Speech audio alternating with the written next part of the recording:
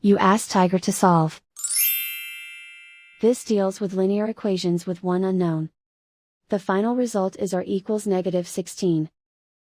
Let's solve it step by step. Swap sides. Isolate the r. Divide both sides by -12. Cancel out the negatives. Simplify the fraction. Move the negative sign from the denominator to the numerator.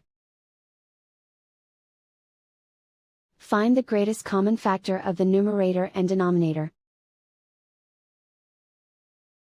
Factor out and cancel the greatest common factor. And so the final result is r equals -16.